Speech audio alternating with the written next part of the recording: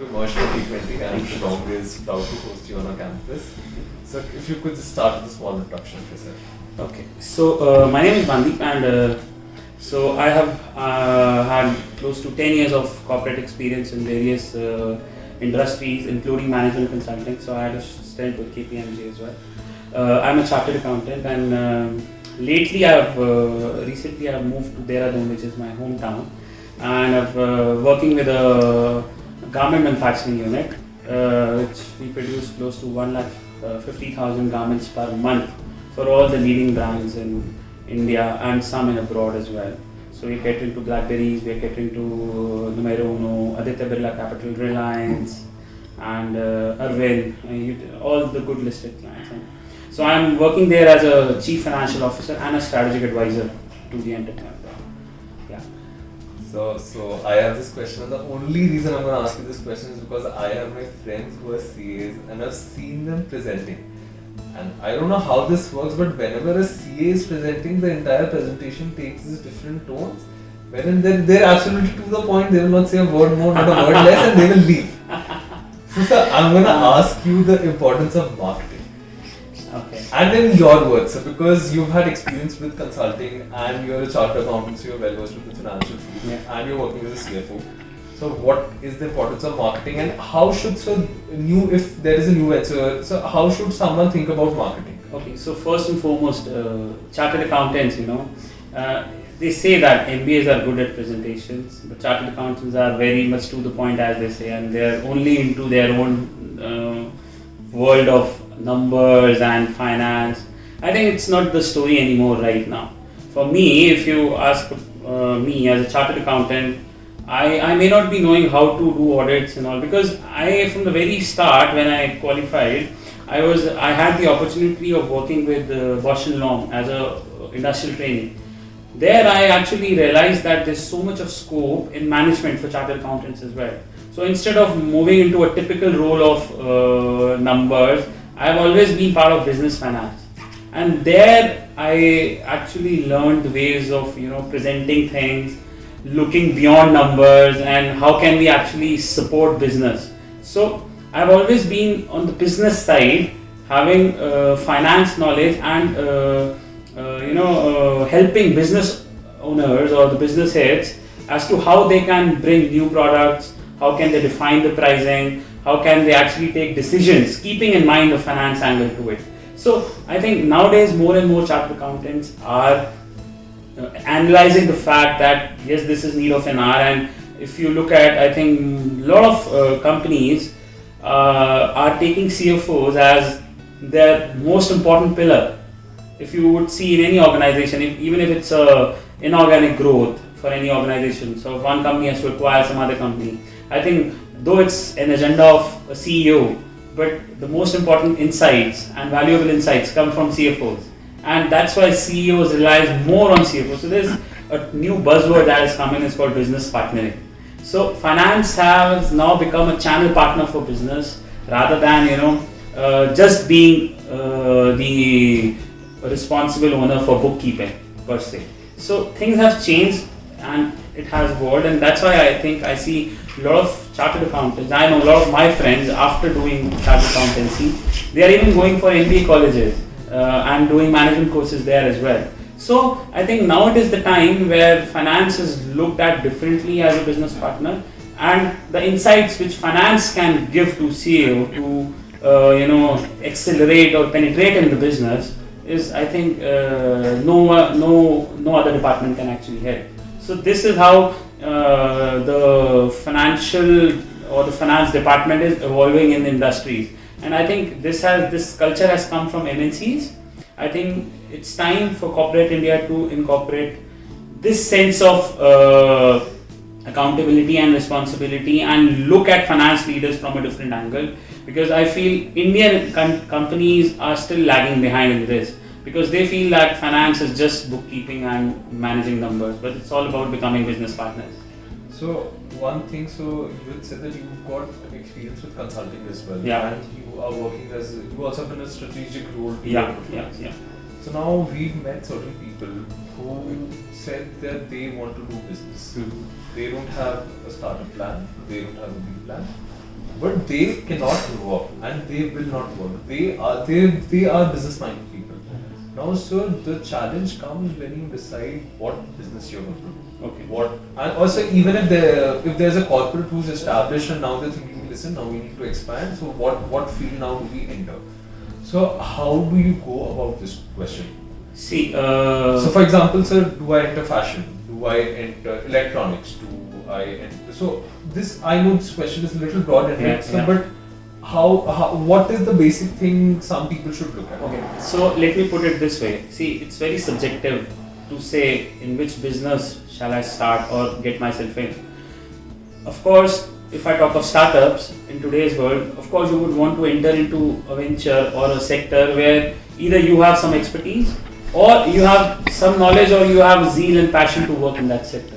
So first and foremost, you just can't think of random sectors and say, okay, let's try and get into one sector and see if we can do something. It's not relevant. I think the most important point or the factors which new startups or new ventures should look at it. So if I talk of the startup ecosystem, I think it's very important that what is the viability of the idea that you're trying to bring on table. So it's very important that you are able to look at factors such as, is your business or the idea that you're trying to bring and implement, is it sustainable? Because you have a lot of competition in today's world. It's very, very imperative that you bring on something which is sustainable as an idea, and of course you'll convert it into a startup company. Is your idea has scalability as in one of the factors to be looked at, and that too with recurring revenue model? Because if you look at today's startups, they just are focusing on increasing the valuation by increasing the user base. It's very, very important that you scale up your business with recurring revenue model. It's very, very important. And at the same time, it's very, very important to see that are you creating value for your customers? And if I talk of startups in particular, startups are looked at problem solvers. What problem are you trying to solve? Does your problem has the capability of empowering people or stakeholders in your value chain? Are you creating an ecosystem or a value chain where your upstream and downstream stakeholders are getting impacted in some way or the other? So it's very, very important that you do analysis of all these factors first, and once you have the answers of all these questions, I think the next most important thing is to actually check the financial viability of your venture. So when I say financial viability, I mean that it's very important to create a projected P&L, 1 year P&L, 2 year P&L, 3 year P&L based on the assumptions and the volume that we are expecting out of your business, in the cost that you're going to incur, both the in terms of liquidation or the liquidity cost or working capital, your fixed capital, and then try to find out the break-even point. By when will you be able to achieve your break-even point so that you start earning profits? It's very big, it's very, very important. And at the same time, the most important point is you can't just miss out on cash flows. It's very, very important and critical to prepare your cash flows based on your financial projections. See, I'll give you an example. I was reading a survey where it said that, it quoted some number, I don't remember the number exactly. X number of companies, they actually failed in first 2 years of their existence, and 85 to 86% of the companies failed just because they ran out of cash. So cash is one big elephant in the room which we can't ignore of. So it's very, very important to look at the cash flows and see how much cash is required for you to start your business. So I think the scalability, viability and sustainability factor, creating a value chain, and secondly looking for financial viability of your project. These two things, if you have answers for that, I think it's the right time for you to start anything. So one thing, so I think I would have to ask you to do that for me. So because even I do this a couple of times and I find it to be a really bad habit. So a lot of times when people from different backgrounds have come and we have an incubation cell of people come and speak there, and we've been there a couple of times. Sir, we've realized that they lack their basic financial knowledge. And so we try, and I've tried explaining to people, in my undergrad I specialize in marketing. my entire orientation work experience puts me in that domain, but even I have to take a shift towards finance because otherwise I can't work my way around problems. And if someone is going to into a new venture, basic things like interpreting a balance sheet or knowing what your P&L account is going to be, so these things are important and people often underestimate this. They think about outsourcing this to someone else. So if you could just put in 2 words as to why people cannot ignore this. So one of the panelists has also said that, while I started my business, this is the one advice I would have given to everyone, that is to keep your books in check. Yeah. So if you could just emphasize this. So let me start by saying that having a great idea is totally different from creating a startup or a company. Okay. We have to agree that entrepreneurs or the person or the founders are the best people to run their business. And of course, that's a fact, because when you go for investors meet, you go for pitching round, investors look at the founder's background and experience. But at the same time, they may not be the best person who can manage your finance. So my advice to all young entrepreneurs and people who want to start their own venture, and I always keep on advising this to all people whom I met, that you cannot become a master of all. You have to be jack of one. Okay, and it's okay to invest wisely in your business. It's very, very important that you hire appropriate people, and I'll tell you why. When somebody starts a venture, of course you have to cut down your costs. So those founders, they don't emphasize more on keeping their books clean, having a person who can manage their financials. They think they can do it because they have some basic knowledge of it. But later on they face the repercussions when the venture becomes big, and there are certain incidents that have happened which they will not be able to change later on because the books will be finalized, and there are so many other things.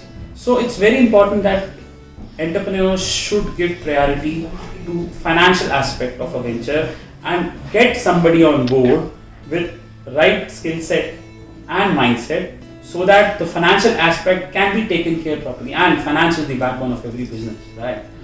If you don't have accurate finances, you will not be able to survive. You may survive for some time, but a point will come when you will collapse. So it's very, very important to have proper bookkeeping. Secondly, especially when you're starting a new venture, which is startup mode, you have to take care of your financial aspects. You have to regularly check on the picture of your organization financially, whether you are doing correctly or not. Are you taking right steps? Are you investing in the right area? Are you incurring right expenses? And you have to be leaner since start. The leaner you are, the more productive you will be. So it's very important that from very start you only make expenses where you really need critical decisions that needs to be taken care of. So it's very, very important that entrepreneurs take advice from the very start and don't just deprioritize this aspect just because they feel that it's not that important. I feel it's very, very important to start your venture with keeping financial aspects in line from very start. Thank you so much for your time, sir.